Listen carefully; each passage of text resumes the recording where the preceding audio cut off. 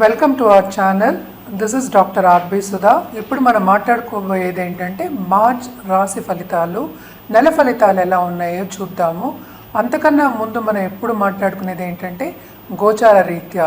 ఎందుకంటే గోచార రీత్యానే ఒక్కొక్క రాశికి ప్రెడిక్షన్స్ అనేవి చెప్పడం జరుగుతుంది, ఫలితాలు అనేవి చెప్పడం జరుగుతుంది. కనుక ఫస్ట్ ఎక్కడెక్కడ ఏ గ్రహాలు ఉన్నాయో చూద్దాము. అందరికీ తెలిసిన విషయం ఏంటంటే 9 గ్రహాలు ఉన్నాయని తెలుసు. కానీ మోస్ట్ ఇంపార్టెంట్ ఏమవుతోంది ఈ నెలలో మార్చ్ 2025లో ఏమవుతుందో చూద్దాము. అన్నిటికన్నా మేజర్ ప్లానెట్ అంటే ఏంటంటే శని గ్రహం మూవ్ అవుతున్నారు. ఎక్కడికి? మీనానికి మూవ్ అవుతున్నారు మార్చ్ 29th. అలాగే ఏంటంటే జూపిటర్ మనకి తెలిసిందే రిట్రోగ్రేషన్ నుంచి డైరెక్ట్ అయ్యారు ఫిబ్రవరి నెలాఖర పోయిన నెల. ఆయన వృషభంలోనే ఉన్నారు. అలాగే రాహు ఏమో మనకి మీనంలో ఉన్నారు, కేతు ఏమో మనకేమో కన్యలో ఉన్నారు. అదొకటి కాకుండా ఈ నెల ఇంకోటి మేజర్ థింగ్ ఏంటంటే కుజుడు ఏమో రిట్రోగ్రేషన్ నుంచి డైరెక్ట్ అయ్యారనమాట. అదొకటి కాకుండా సన్ అన్నిటికన్నా మేజర్ ప్లానెట్ మనం ఎప్పుడు మాట్లాడుకుంటూ ఉంటాము. గోచార రీత్యా ఆయన మార్చ్ 14th మీన రాశికి ప్రవేశిస్తున్నారనమాట. అలాగే మనం చూసాము అంటే వీనస్ ఏంటంటే రిట్రోగ్రేషన్కి వస్తున్నారు. అలాగే కంబషన్ కూడా అవుతోంది. అలాగే మెర్కురీ, వీనస్ అంటే మనకి తెలుసు శుక్రుడు, అలాగే మెర్కురీ బుధుడు ఆయన ఏంటంటే మీనంలో ఉండి ఆయన కూడా రిట్రోగ్రేషన్ వెళ్తున్నారు. అలాగే ఏంటంటే మనకి కంబషన్ కూడా అవుతున్నారు అనమాట. సో 2 ప్లానెట్స్ అంటే బుధుడేమో నీచ స్థితిలో ఉన్నారు, శుక్రుడేమో ఉచ్చ స్థితిలో ఉన్నారు. కానీ అందరికీ తెలిసిన విషయం మనం చాలా మాట్లాడుకున్నాము. అంటే 6 గ్రహాలు ఈ రాశిలో అంటే మీన రాశిలో కూడుతున్నాయి అన్నమాట. అంటే సన్నిహితం అవుతున్నాయి, అన్నీ కలిసి ఉంటున్నాయి. అది మార్చ్ 29th. అలాగే మనం చూసామంటే మోస్ట్ ఇంపార్టెంట్ మేజర్ ఈవెంట్స్ ఏంటంటే ఇదే నెల 2 గ్రహణాలు వస్తున్నాయి అన్నమాట. ఒకటేమో మనకి కనిపించదు, మనకి అంటే సూర్యగ్రహణం ఏమో కనిపించట్లేదు, మార్చ్ 29th వస్తుంది. పార్షియల్ గ్రహణమే, అది కనిపించట్లేదు. సో అన్ని రాశుల వారీగా ఎలా ఉంటుందో మనం రాశి ఫలితాలు అనేది చూద్దాము. కానీ మోస్ట్ ఇంపార్టెంట్ ఏంటంటే దేనికైనా సరే భయపడకుండా ఫస్ట్ మనం పరిహారం చేయాలి. ఎందుకంటే మీనరాశిలో అండ్ మనకి తెలుసు రాహు మూలంగాను కేతు మూలంగానే మనకి గ్రహణాలు అవన్నీ వస్తూ ఉంటాయి కదా. సో అటు కన్యకి ఎఫెక్ట్ అవుతోంది, అటేమో మనకి మీనానికి కూడా కొంచెం ఎఫెక్ట్ ఉందన్నమాట.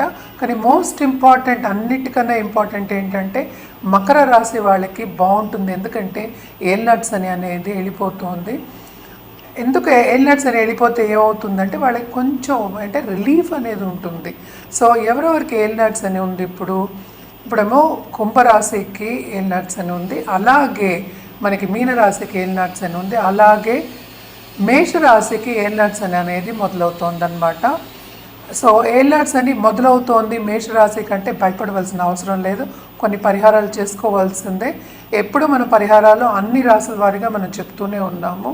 కానీ ఏంటంటే మోస్ట్ ఇంపార్టెంట్ కొన్ని అడ్డంగాలు వచ్చే ఛాన్సెస్ ఎక్కువ ఉంటాయి. కనుక ఎప్పుడు మనం చెప్పుకునేదే 12 రాశుల వారికి, కొన్ని రాశుల వారికి చాలా బాగుంటుంది, కొన్ని రాశుల వారికి అంత బాగుండదు. ఈ గ్రహస్థితి మూలాన్ని అలా ఉంటుంది అని చెప్పుకోవాలన్నమాట. సో మకర రాశి వాళ్ళకి మాత్రం చాలా అదృష్టం, ఈ నెల అంతా చాలా బాగుంటుంది. పరిహారాల విషయానికి వస్తే కనుక మనం జనరల్గా చేసే పరిహారాలు ఎప్పటికైనా సరే నవగ్రహ స్తోత్రాలు, నవగ్రహ హోమాలు, లక్ష్మీ గణపతి హోమాలు చేసుకోవడం చాలా మంచిది. అదొకటి కాకుండా ఇప్పుడు నేను ఇందాక చెప్పినట్టు 2 గ్రహణాలు వస్తున్నాయి కనుక రాహుకేతు పూజ చేసుకోవడం చాలా మంచిది. అన్ని రాసుల వారి గురించి చెప్తున్నాను.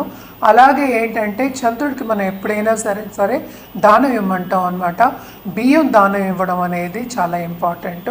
సో ఎప్పుడు మనం మాట్లాడుకున్నట్టు మొదటి రాశి మేషరాశి వాళ్ళకి ఎలా ఉందో చూద్దాం. ఇప్పుడు మనం మాట్లాడుకోబోయేది సింహరాశి వాళ్ళ గురించి. సింహరాశి వాళ్ళకి మార్చ్ 2025 రాశి ఫలితాలు ఎలా ఉన్నాయో చూద్దాం.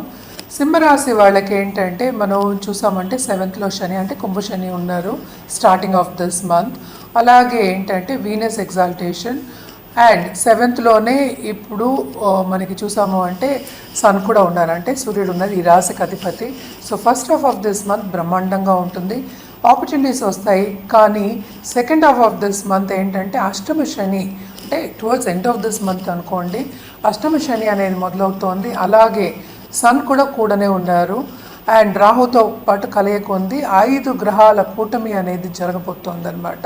సో తప్పక second half of this month కొంత జాగ్రత్త వహించవలసిందిగా మనవి చెప్తున్నాం అనమాట, ఎస్పెషలీ సింహరాశి వాళ్ళకి. And starting of this month తప్పక గవర్నమెంట్లో ఉన్న వాళ్ళకి చాలా బాగుంటుంది. అలాగే పాలిటీషియన్స్కి మంచి స్కీమ్స్ తీసుకొచ్చి ప్రజల మన్నన పొందడం అనేది జరుగుతుందన్నమాట. కానీ అష్టమ శని స్టార్ట్ అయినప్పటికీ కొంతవరకు వీళ్ళకి అన్నిట్లోనూ అడ్డంగాలు రావడం అనేది జరుగుతాయి. సో జాగ్రత్త పడవలసిందిగా మనం సూచనలు చెప్తున్నాం అన్నమాట. సో హెల్త్ విషయం కూడా కొంచెం సెన్సిటివ్ అయ్యే ఛాన్సెస్ ఉన్నాయి. ఏదైనా కొంచెం నలత వచ్చినా కూడా తప్పక డాక్టర్ని సంప్రదించండి, ఎనీ స్పెషలిస్ట్ని సంప్రదించుకోండి. అలాగే మనం చూసాము అంటే ఈ రాశికి అధిపతితో పాటు మనకి మెర్కురీ సెకండ్ అండ్ మనకి 11th లార్డ్ ఏమో మనకి నీచపడి ఉన్నారనమాట. కొంతవరకు ఈ నెలలో ఇబ్బంది, ఫైనాన్షియల్ స్ట్రెయిన్ ఉండే ఛాన్సెస్ ఎక్కువ కనిపిస్తున్నాయి. అంటే ఏంటంటే మనకి సేవింగ్ మెంటాలిటీ అనేది కొంచెం తక్కువ అవుతుంది అండ్ ఆల్సో ఫైనాన్షియల్ స్టేటస్ అనేది కొంతవరకు తక్కువ అవుతుందనే చెప్పాలన్నమాట. అలాగే మనం చూసాము అంటే వీనస్ ఎగ్జాల్టేషన్లో ఉన్నారు. వీనస్ ఎగ్జాల్టేషన్ అంటే కంఫర్ట్ లెవెల్ ఉండాలి, అందుకనే ఈ నెలంతా మిశ్రమ ఫలితాలు ఘోషిస్తున్నాయి సింహరాశి వాళ్ళకనే చెప్పుకోవాలి. అలాగే మనం చూసాము అంటే జూపిటర్ కూడా మనకి ఏంటంటే మంచి పొజిషన్లో ఉన్నారు కనుక ఆపర్చునిటీస్, కెరియర్లో ఆపర్చునిటీస్ వస్తాయి. అలాగే మనం చూసాము అంటే ఒక ప్లేస్ నుంచి ఇంకో ప్లేస్కి మార్పిడి అయ్యే ఛాన్సెస్ కెరియర్ పాత్లో, అంటే మీరు చేసే పనిలో అలాగే ఉద్యోగ రీత్యా మారడం అనేది జరిగే ఛాన్సెస్ ఎక్కువ కనిపిస్తున్నాయి అన్నమాట. అండ్ ఫారిన్ ట్రావెల్ అనేది ఎక్కువ కనిపిస్తోంది. అండ్ వీసా లేని వాళ్ళందరికీ వీసా వచ్చే ఛాన్సెస్ ఎక్కువ ఉన్నాయి, ఎందుకంటే అక్కడ సెటిల్ అవ్వాలి అన్న వాళ్ళందరికీ తప్పక మంచి సూచనలు కనిపిస్తున్నాయి.